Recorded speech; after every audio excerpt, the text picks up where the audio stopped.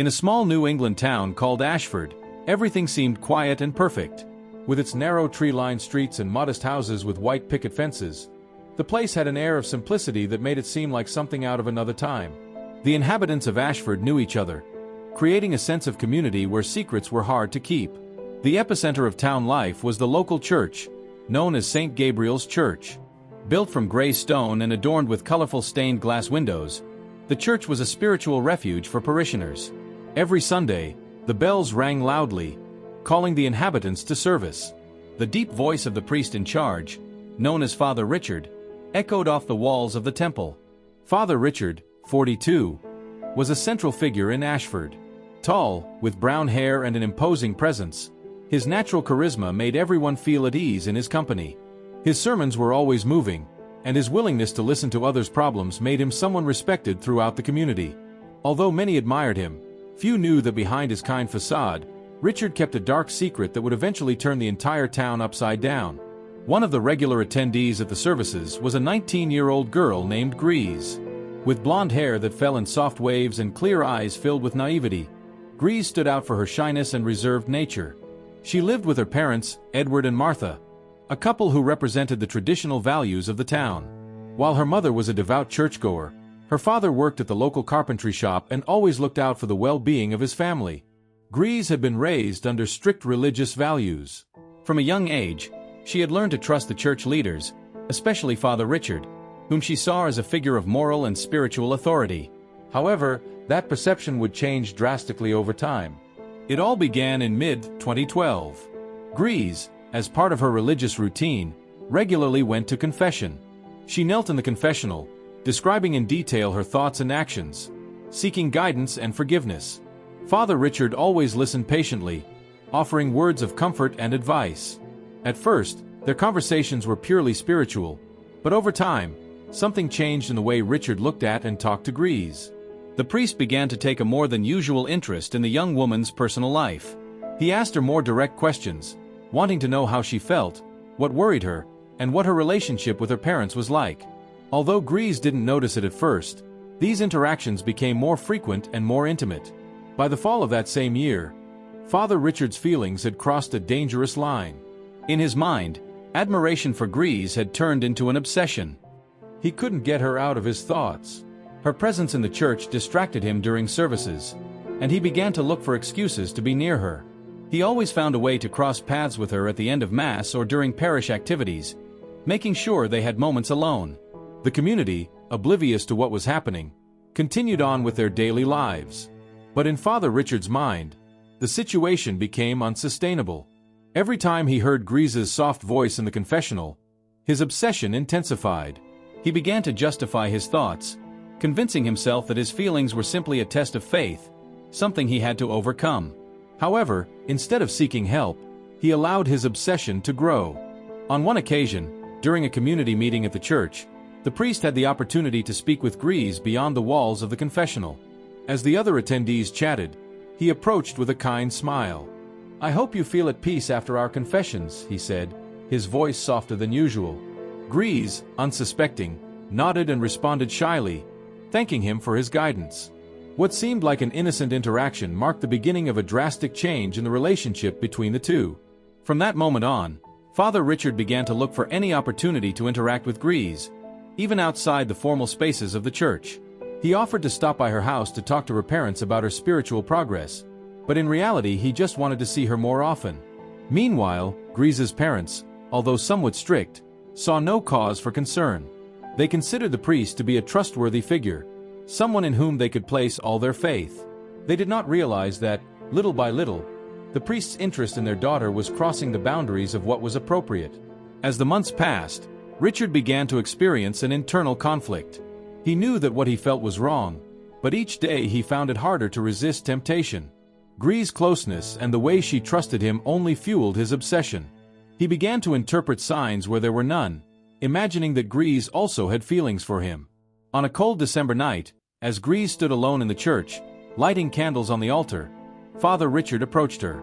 "It's admirable how you give yourself so much to the faith," he said in an almost whispering tone. Grease smiled shyly, grateful for his words.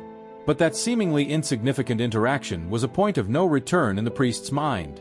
By the winter of 2013, Father Richard's obsession had reached its peak. His thoughts were consumed by Grease, and excuses to see her had become almost daily. The church, which had once been a place of sanctity, was now the stage for a dangerous emotional game that only he knew about. The relationship between Father Richard and Grease continued to develop in the dim light of the church and outside the watchful eye of his parents. By the spring of 2013, what had begun as a silent obsession on the part of the priest became something much more tangible. Richard could no longer contain himself.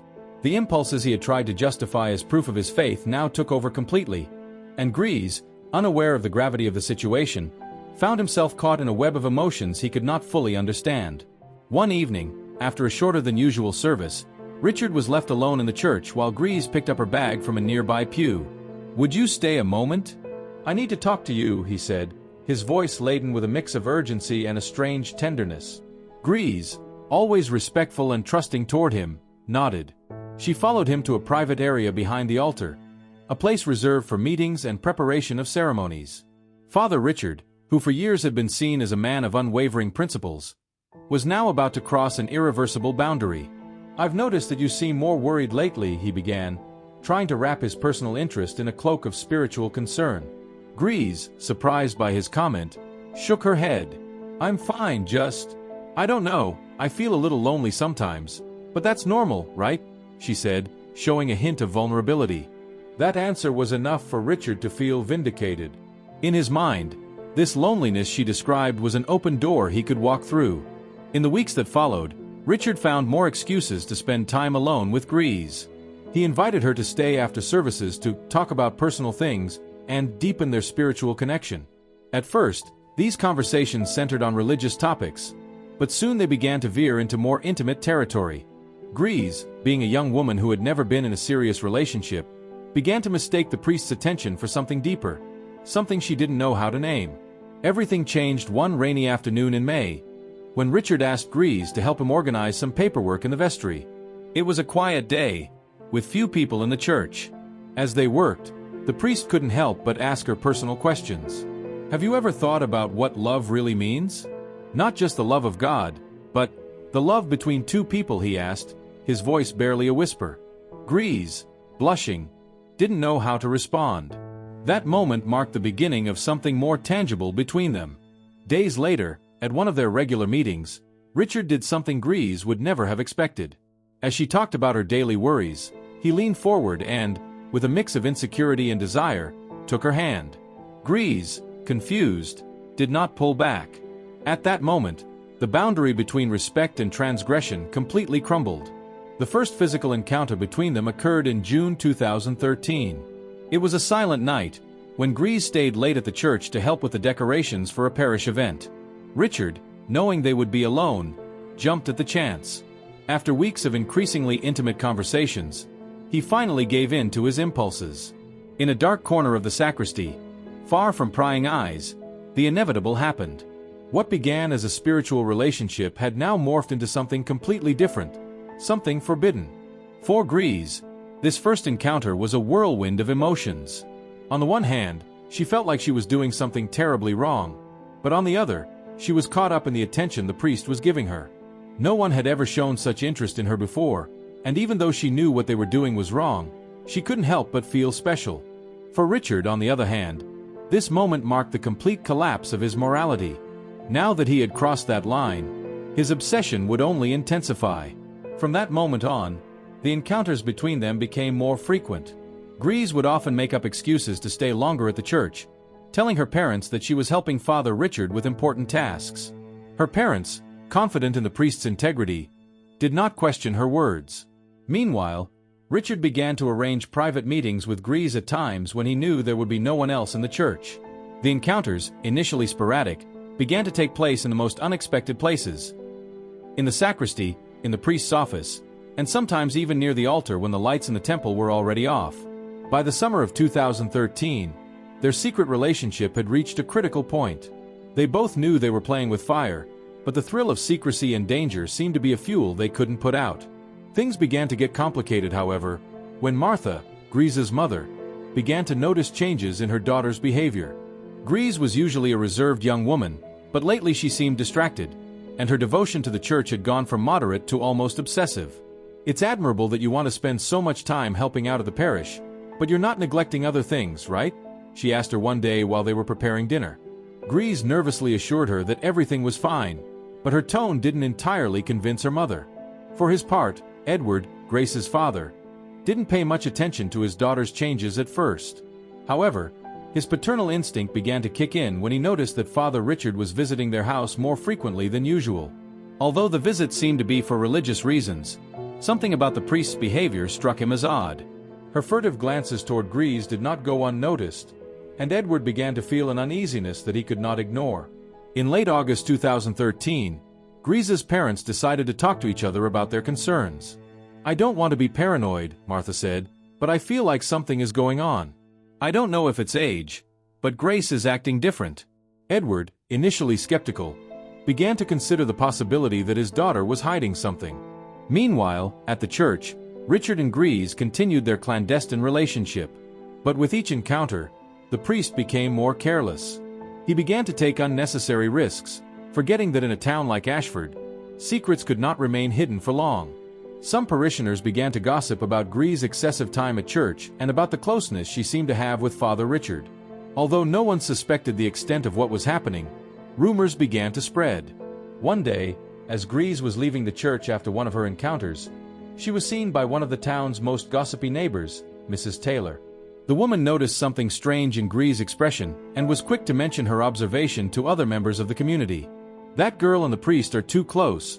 Don't you think that's strange?" she said during an informal meeting.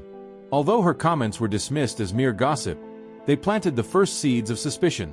The relationship between Richard and Grease, which had begun in the silence of the confessional, was now on the verge of being discovered. Grease's parents were increasingly attentive to her behavior, and rumors in the town began to burn like embers in a fire. However, neither Richard nor Grease seemed aware that the outcome was getting closer. The summer of 2013 was coming to an end, but the tension in the Grease household was increasingly palpable. Her parents, Martha and Edward, could no longer ignore the changes in their daughter. Grease, who had always been obedient and reserved, was now more absent than ever, and her excuses for spending so much time in church were beginning to sound repetitive. Edward, in particular, was increasingly restless. Although he had no concrete proof, his instinct told him that something was not right. The breaking point came one night in September, when Edward decided to follow his daughter without her noticing. He had noticed that Grease usually left home around 7 p.m., saying she was going to help with chores at the church. That day, Edward, with a knot in his stomach, waited a few minutes after Grease left and followed her at a distance. What he discovered that night left him speechless. Peeking through one of the church's side windows, he saw his daughter inside the sacristy, not cleaning or helping as she claimed, but embracing Father Richard intimately. The scene hit him like a bolt of lightning. He felt anger surge through him, but he decided to do nothing at that moment. He retreated, his heart pounding, vowing to take drastic measures to protect his daughter and expose the priest. When he returned home, he said nothing to Martha or Grease, but his demeanor grew colder and more distant. Over the next few days, Edward began to hatch a plan. He didn't just want to confront Father Richard. He wanted to make sure the man couldn't harm his daughter or anyone else again. He spent hours in the garage, working in secret and preparing for his revenge. Finally, one Sunday afternoon, Edward's plan was put into motion. During Mass, he watched Father Richard from the back pew, feeling rage boil inside him. When the service ended, he waited for the other parishioners to leave before approaching the priest. With calculated calm, he said, "I need to talk to you privately. It's about my daughter." Father Richard, though surprised, agreed to the conversation. The two of them went to a small room behind the altar, where Edward slammed the door shut. "I know what you've been doing with Grease," he said, his voice filled with suppressed fury. The priest tried to defend himself, stammering excuses and claims that Grease was of age and had done nothing wrong. But those words only fueled Edward's anger further. "You're a monster," Edward spat before walking out of the room, leaving Father Richard visibly flustered. However, what the priest didn't know was that this confrontation was just the beginning of something much darker. That same night, Edward began to implement his plan. He had devised a trap that would not only humiliate Father Richard, but would also ensure that the man would pay for what he had done. Using his knowledge as a carpenter, he prepared a rudimentary mechanism that seemed straight out of a thriller novel.